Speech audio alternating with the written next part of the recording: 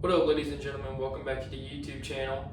Today I'm going to have 8 tips for y'all that y'all should know before y'all start y'all's own sheep business. So before you start jumping into a farm, if you're a beginner, please watch this video.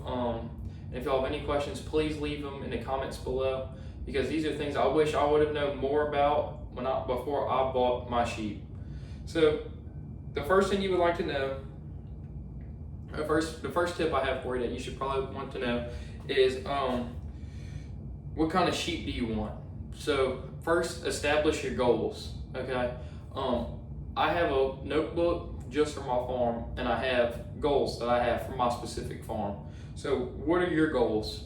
You can have different kinds of goals, whether it's meat production, which I have as my end goal. You can have grazing and weed control, which is my current goal, and breeding, which is also another one of my current goal. You can also do wool, but for this particular video, this is just going to be for hair sheep, because that's what I run on my farm.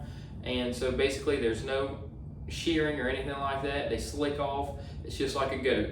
So I want to eventually get into meat production. However, only being a year and a half into it, I'm not exactly there yet. We run goats on our farm because the sheep eat things that the cows don't eat. So it's not messing us up really. They do eat some grass, so you do have to factor it in, but it's nice. You don't have to bush hog or anything because they'll eat the weeds. And for breeding, obviously I'm trying to breed the best stock I can. Right now I'm actively trying to expand my herd, so I'm not selling any breeding stock. Maybe eventually I will get to that, but any ewes that we'll be having this upcoming spring during breeding season, I'm going to be retaining for my own herd, and hopefully hopefully they'll all pan out, because I'm looking to at least double my herd. I have 20 sheep right now. I'm interested to get around that 40 to 50 mark with just ewes, and then having a couple rams that I keep around my farm to breed to. So I don't know where y'all may be, so this is some research that y'all would have to do. But in North America, the 3 most common breeds for sheep are the Katahdin, the Dorper, and the St. Croix sheep. There's some in the southeast part of the United States called the Gulf Coast. Florida Gulf Coast, Louisiana Gulf Coast. We've had a couple of them, but I really don't think that's very popular anywhere else except for along the Gulf of Mexico. So we run St. Croix on our farm, and that is something else you got to do. What sheep is ideal for your goals and for where your location is? So if you're in a colder climate, you need a sheep that's going to do better in the cold. I think all 3 can thrive in the cold, but you need to make sure the stock that you go buy is something that is already adapted to your environment. Don't go and buy sheep. I live in Louisiana. I'm not going to Canada to buy my sheep. Why? Because the second I go to Canada and get those sheep with that big old thick coat on them because it's freezing. I don't know how cold it is in Canada. I've never been there, but let's just say it's freezing a lot of the time. You come down to Louisiana where it's 110 degrees, they're not going to thrive there. So get good quality stock that is close to you and that meets all of your goals. So we run the St. Croix because they have the hardiest feet, which is very important. If you're living down in South Louisiana, like where my farm is located, we have a lot of rain and stuff. It rains almost every day during the summer, so it gets really muddy. Well, that mud gets into the hoof of the sheep, and that's how parasites get in and stuff like that. We find that we have the least amount of foot problems with the St. Croix sheep. We had Katahdin. They didn't exactly thrive in our environment, especially to the caliber that the St. Croix do, so we adjusted. The Dorper sheep is a very meaty sheep. If you're trying to do meat production and you have a high and dry farm in Texas, I know a lady has some Dorper in Texas. They do very well there. I think it's probably a little bit hot. Dorpers seem to be the least tough, I guess. Have the least parasite resistance and anything like that.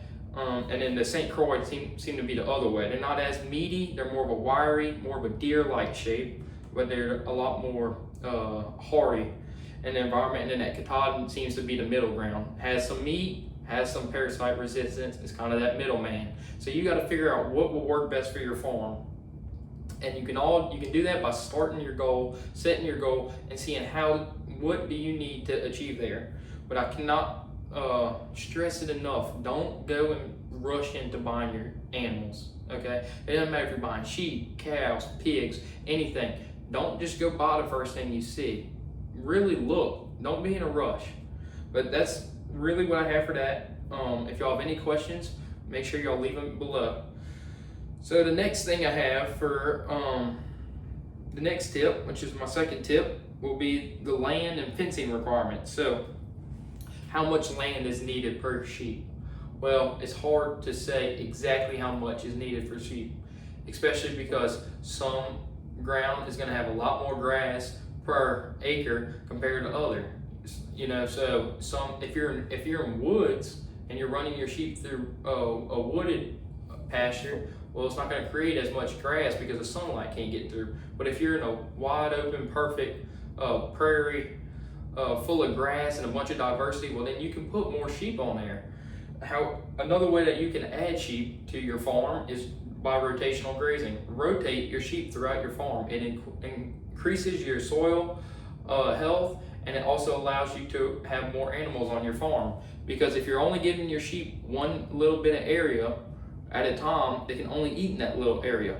However, if you just give them the whole 9 yards, so to speak, the whole farm to eat on, well, they can pick what's good and what's not everywhere. They bed anywhere. They constantly walking around, tracking it, trampling good food, nutrition into the ground because they have so much to eat, and then eventually you get in the winter and you have nothing for them to eat. So that's all stuff that you can keep in mind. If you have more land you know what to do with, rotational grazing isn't a must. It's definitely a plus. But if you're trying to see how many sheep, if you only have 5 acres and you want to have more sheep, run 3 or 4 sheep on there, well, you need to start rotating them more.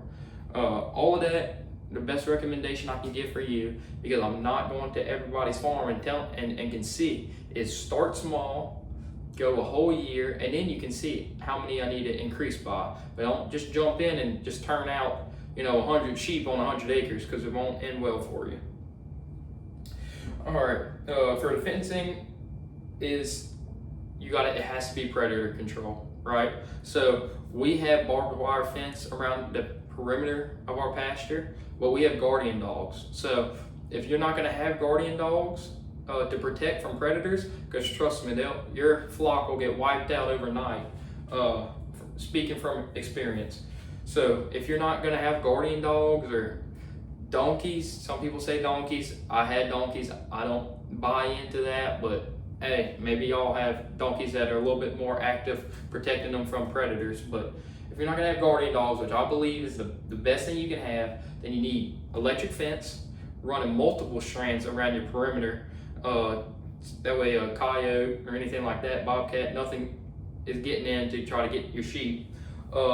And then if you're not going to run electric fence, you can run net wire around that's predator proof. But don't just run the barbed wire strand. Your sheep will get out and predators will get in. So it either has to be electric fence or net wire.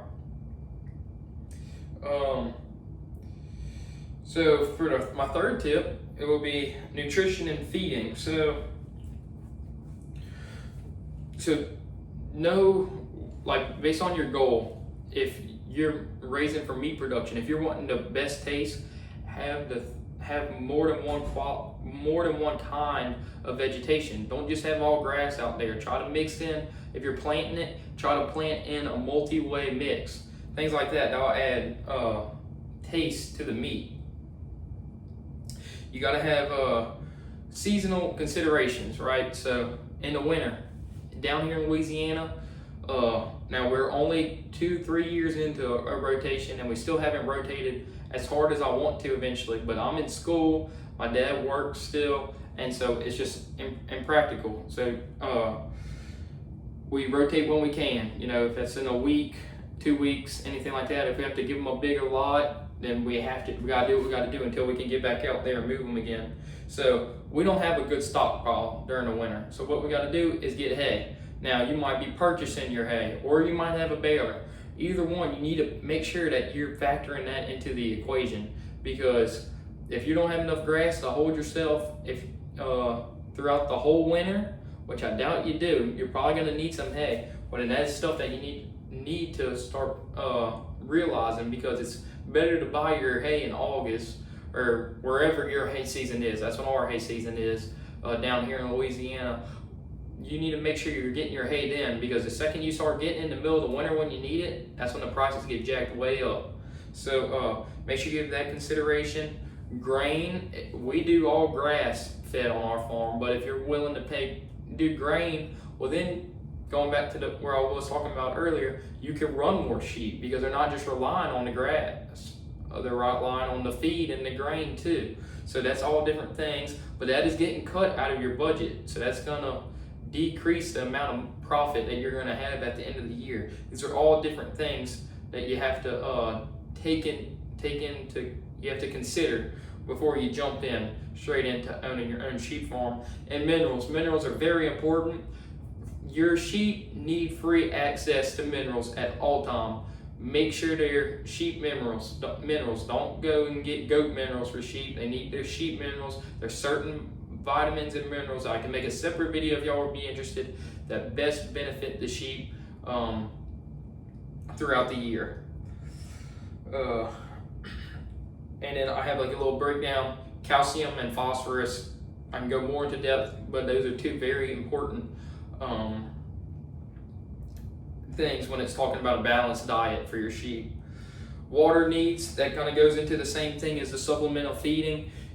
You need fresh, clean water at all times for your sheep. Now during the winter, they'll actually get, now I'm not saying don't go, make sure they have a bucket of water out at all times for them, but they'll actually, if it's cold enough, there's enough water in the grass where the sheep will get all the water that they need just from eating the grass. They don't necessarily need a bunch of water, but if you got guardian dogs and stuff, you gotta make sure all your animals have water. And I always am a firm believer that your animals should have water no matter what's the temperature or how cold they are, or in the middle of the night, they should have access to water if they need water. Now, you can do that by different ways. You can set up a pump and pump water to all your different paddocks if you're rotational grazing. Don't have all the places where I rotate my sheep, so I gotta take 2 5-gallon buckets and carry it. That's just, you gotta do what works best. You can have a water tank. It just, you gotta decide what will work best for your farm, and take all these things into consideration. Kind of going back for my fourth one, health and veterinary care. I never had to reach out to a vet for my sheep, but that may be something that you might have to do. Hopefully not one day, but make sure that the hoofs on all hoof trimming, you can go watch. I believe I still have a hoof trimming video uploaded on YouTube where you can go watch how we trim the hoof. When I get back home, I plan to make a video with a better angle. I'm kind of learning how to set up the camera to make it a little bit easier for y'all to see. So I plan to make a hoof trimming basic video to help, because your animals need to have good clean feet. If not, they'll start packing parasites in there, and they'll just start having some real problems, growth and bacteria build up and all that.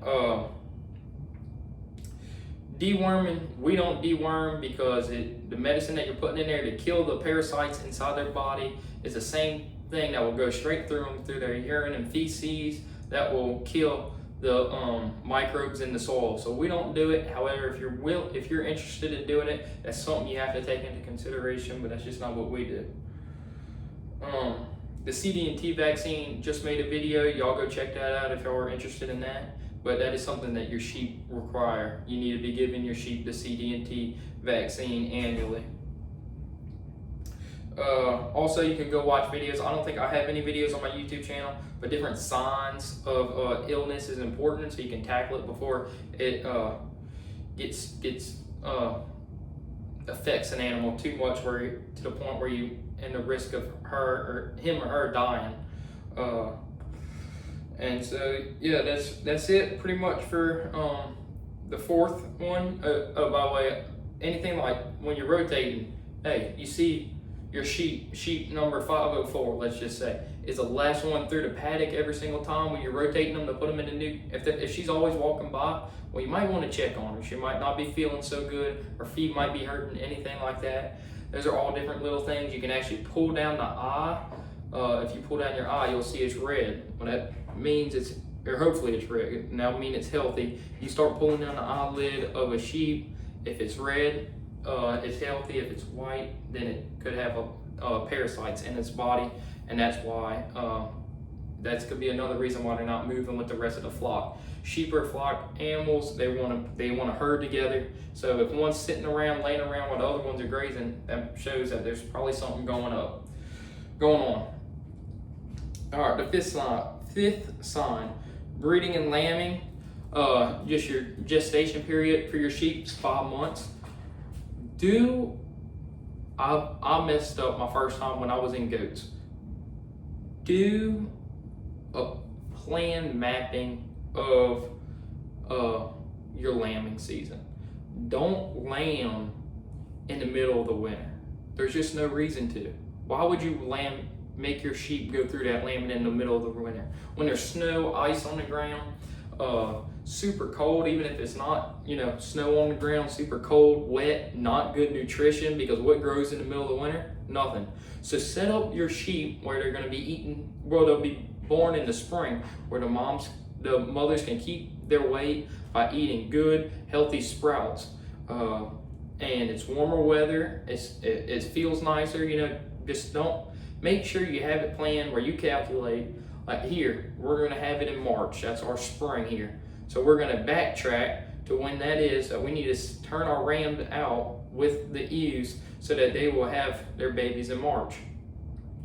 If you can separate. Now, I get it, if you're running a small scale, it's difficult to keep your animals separated, but if you can control your breeding, it's really beneficial. If not, because I'm saying, the 5 month gestation, what you'll do is you'll have your lambs in the spring, and then they'll breed back because they don't need a whole year to recuperate, and then they'll have it in the dead of winter. So then, your babies may die, the mom gets sick, the baby survived, but they bringing her down so much, she's losing a ton of weight because she's producing milk for her babies, but she doesn't have the vegetation needed to maintain her weight and her health. So it's just, try your best. If you can keep your rams and your ewes separated to have a proper time, an ideal lambing season time, do that. All right, number 6, this is a big one. So economic considerations, and I'll put a bunch of exclamation points behind it because I hope if you're still watching this video, you're really paying attention to this one. So you have your initial cost, buying your sheep.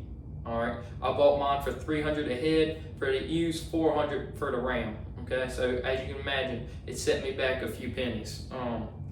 Make sure, but guess what? It's worth spending $400. $300 at somebody that I knew that rotated.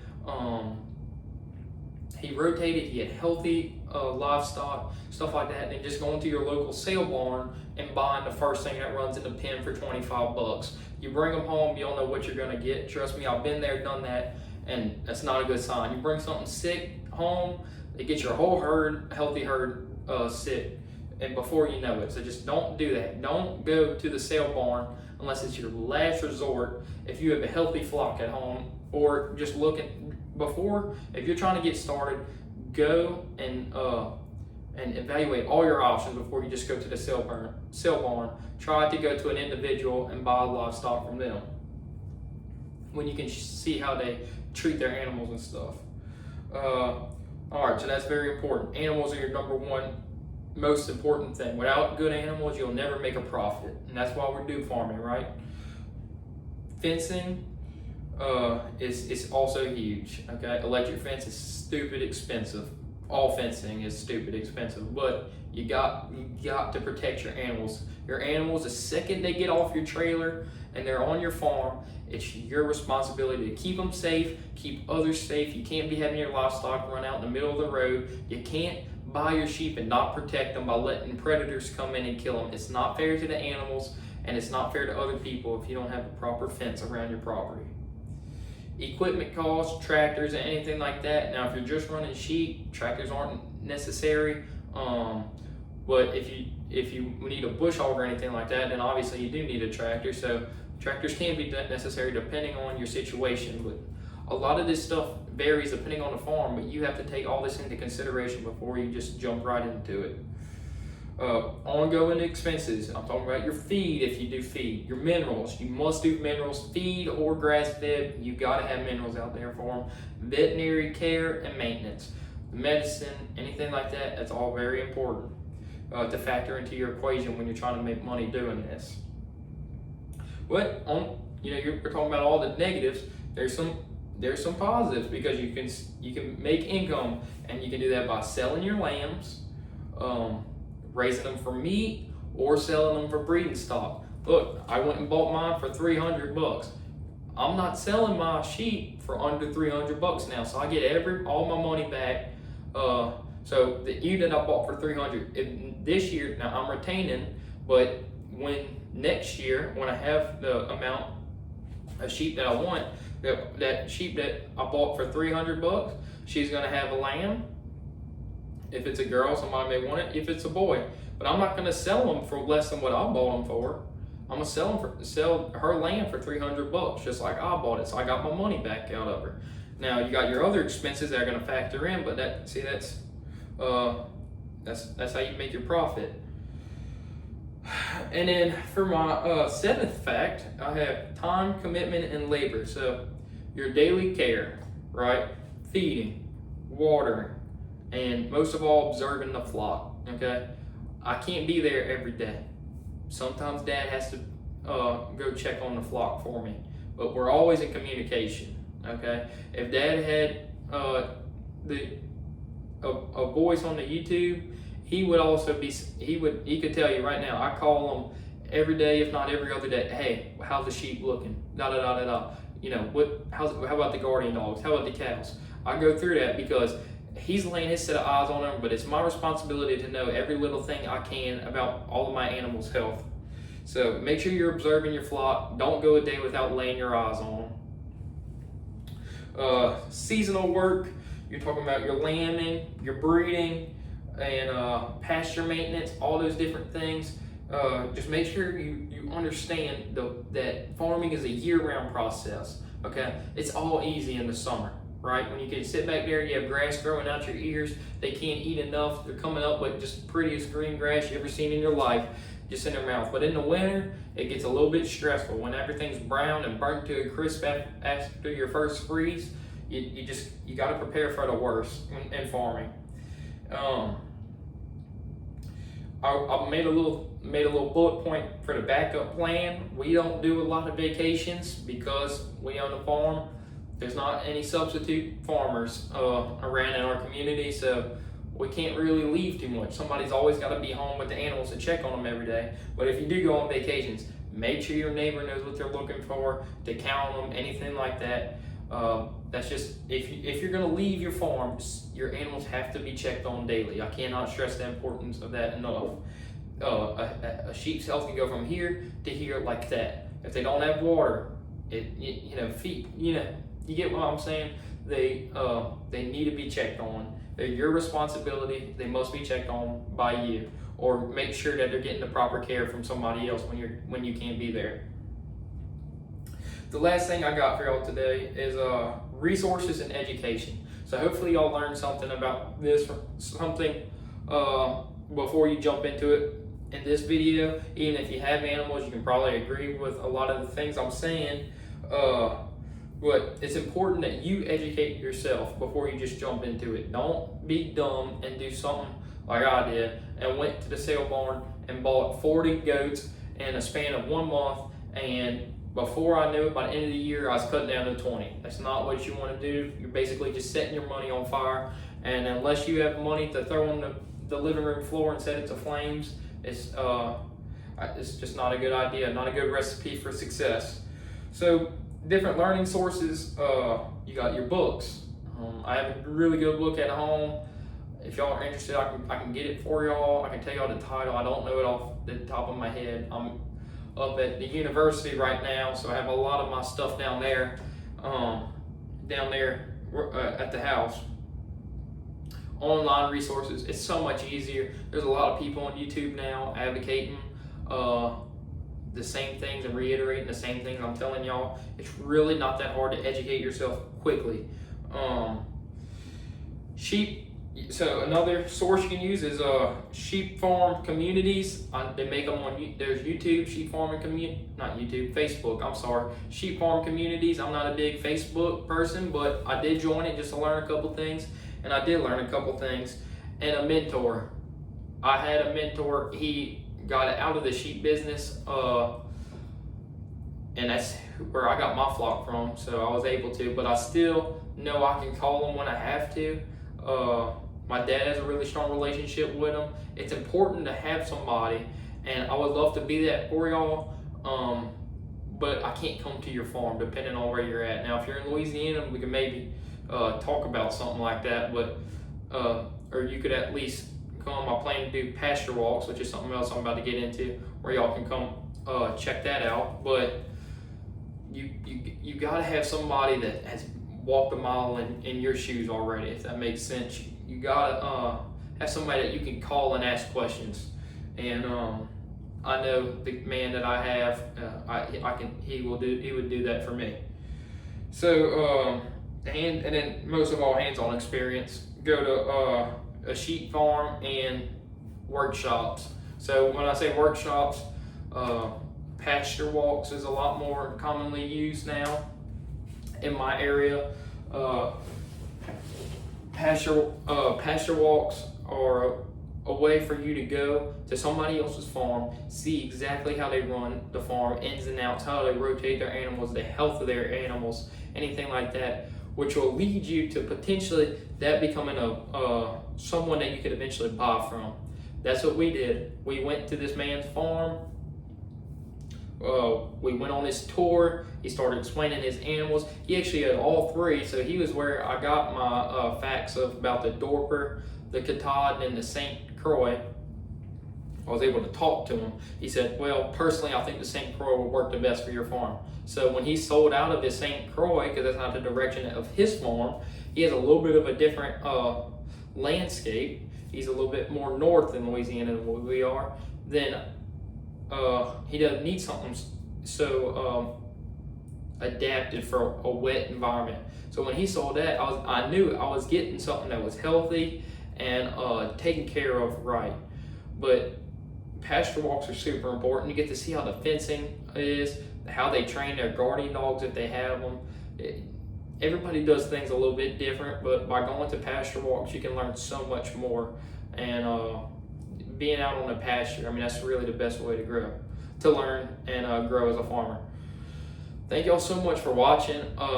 That's really all I have. Those 8 facts for y'all, or 8 tips. I keep calling them facts. If y'all would like another video like this, or if y'all think I'm missing something or anything, please leave in the comments below. This is my first time ever just talking. I will have a little timer above. Now I see I'm about to hit the 30-minute mark. I don't think I ever talked for 30 minutes in my life, non-stop like this. So it was a huge learning curve. I hope I made sense, didn't mess up too much. But just bear with me if I messed up a couple times along the way and said some words that probably didn't make sense. But that's really all I got for y'all today. Thank y'all so much for the support. I know I haven't been uploading as much as I was over break, but I'm super busy up here at school. I got I'm taking a ton of credit hours. I'm pretty heavily involved around campus, and also the farm. That's another first priority, and then YouTube comes after all of that. Even though I really enjoy it, but y'all support has really been tremendous. You know, it makes it all worth it. But that's all I really have for y'all today. Please like and subscribe. Thank y'all so much for watching, and God bless.